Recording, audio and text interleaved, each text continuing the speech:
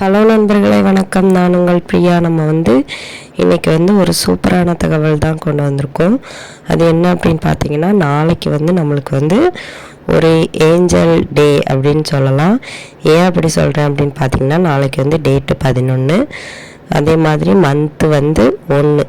So நம்மளுக்கு இந்த 1ங்கிற number வந்தாலே நம்ம அதை ஏஞ்சல் டேஸ்னு அப்படி சொல்லுவோம். ஸோ இது நம்மளுக்கு இந்த பிரபஞ்சத்துக்கிட்ட நம்ம நம்மளோட வேண்டுதல்களை கேட்க போகிறோம். அது ஒரு மணிஃபெஸ்டேஷன் வேர்டு சொல்லி நம்ம கேட்க போகிறோம். ஸோ அது நம்ம என்ன வேர்டு, அது என்ன பயன் தரும், இதெல்லாம் பற்றி தான் நம்ம இந்த பதிவில் பார்க்கலான்னு இருக்கோம். என்னங்க நீங்கள் ஒவ்வொரு நம்பராக சொல்கிறீங்க, நாங்களும் சொல்லி பார்க்குறோம், எங்களுக்கு என்ன நடக்கும் அப்படின்னா, ஃபஸ்ட்டு நம்மளுக்கு இதை சொல்கிறதுக்கு தேவை நம்பிக்கை தான். ஏன் அப்படி சொல்கிறேன் அப்படின்னு பார்த்தீங்கன்னா, நம்ம முதல்ல நம்ம மேலே நம்பிக்கை வச்சோம் அப்படின்னா தான் நம்மளுக்கு இந்த பிரபஞ்சமும் வேண்டதை தருமா. என்ன இப்படி சொல்கிறீங்க அப்படின்னு நீங்கள் கேட்கலாம். ஆமாங்க, நம்ம கடவுள்கிட்ட என்னது நம்ம கடவுள்கிட்ட வேண்டும்போது தவிர மற்ற நேரங்களில் நம்ம என்ன பேசுகிறோமோ அது நம்மளுக்கு கண்டிப்பாக நடக்குமா. இப்போ நீங்கள் தொடர்ந்து நான் நல்லா இருப்பேன், நான் நல்லா இருப்பேன், நான் யாருக்கும் எந்த கஷ்டமும் கொடுக்க மாட்டேன், நான் என்னோடய வாழ்க்கையில் உயர்ந்த நிலைக்கு வருவேன், நான் நல்லா இருப்பேன், இப்படி ஒருத்தவங்க தொடர்ந்து நினச்சிட்ருக்குறாங்க அப்படின்னா கண்டிப்பாக அவங்க அந்த மாதிரியே ஆவாங்களாம். என்ன நினச்சிட்டு இருந்தால் அந்த மாதிரியே ஆகலாமா நீங்கள் கேட்கலாம். அது நம்மளுக்கு கடவுள் அந்த ஆசையை வழங்கிட்டே இருப்பாங்களாம். கடவுள் நம்ம எது கேட்குறோமோ அதை அப்படியே ஆகட்டும் அப்படிங்கிற ஒரு வார்த்தையினால் சொல்லுவாங்களாம். அப்போ நம்ம அடுத்த ஆளை திட்டும் போதோ அவங்க நல்லாவே இருக்கக்கூடாது, அவங்க இப்படி ஆயிடணும் அப்படி ஆயிடணும் அப்படின்னு நம்ம நினைக்கும்போது கடவுள் அப்படியே ஆகட்டும்னு சொல்லும்போது ஒரு சில நேரங்களில் அந்த விஷயம் அது நம்மளுக்கே நடக்குமா. அதனால தான் உங்களை யார் பழிச்சாலுமே, உங்களை கஷ்டப்படுத்தினாலுமே அவங்கள நீங்கள் திட்டக்கூடாது, அவங்கள நீங்கள் பழிச்சொல் சொல்லக்கூடாது, குறை சொல்லக்கூடாது, தகாத வார்த்தையில் திட்டக்கூடாதுன்னு அதனால தான் சொல்கிறாங்க. எப்போவுமே நம்ம வேர்டு அடுத்தவங்களுக்கு பழிக்கும்னு சொல்ல முடியாது. நம்ம சொல்கிறது நம்மளுக்கு தான் நடக்குமா. இது தெரியாமல் நம்ம அடுத்தவங்களை திட்டுனா எனக்கு ஆறுதல் கிடைக்கும் அப்படின்னு நம்ம இதெல்லாம் செஞ்சிட்ருக்குறோம். ஸோ நீங்கள் இப்படி செய்கிறீங்க அப்படின்னா இதை உடனே நிறுத்துங்க.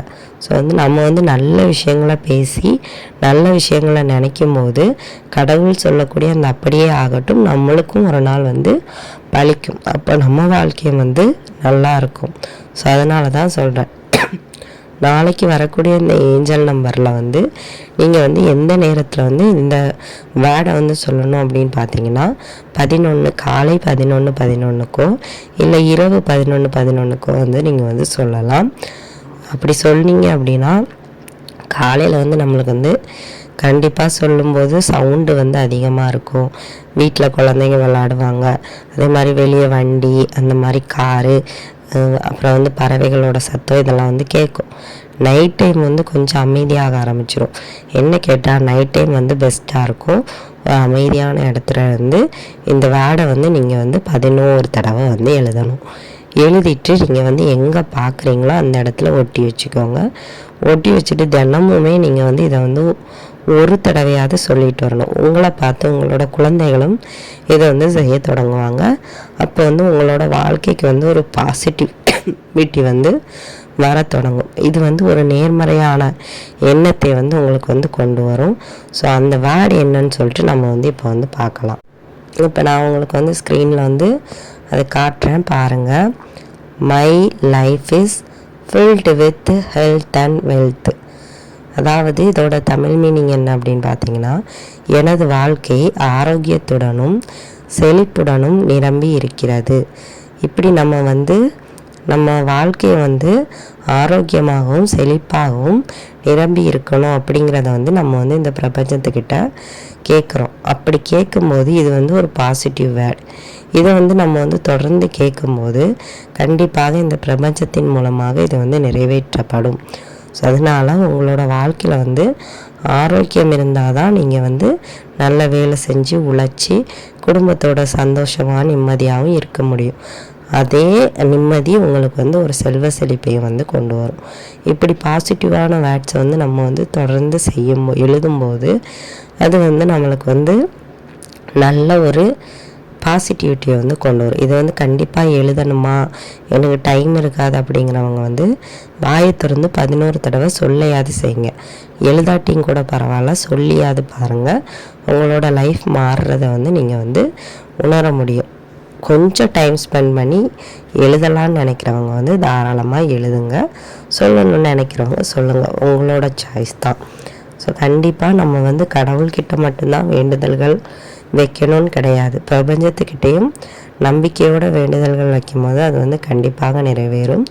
ஸோ இதை வந்து பண்ணுறீங்க அப்படின்னா கொஞ்சம் உங்கள் மேலேயும் பிரபஞ்சத்தின் மேலேயும் கடவுள் மேலேயும் நம்பிக்கை வைத்து பண்ணி பாருங்கள். கட்டாயமாக நல்ல பலன் கிடைக்கும்.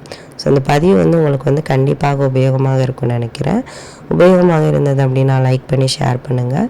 மறக்காமல் நம்மளோட சேனலை சப்ஸ்கிரைப் பண்ணி வச்சுக்கோங்க. இந்த வீடியோவின் முழு பதிவை பார்த்து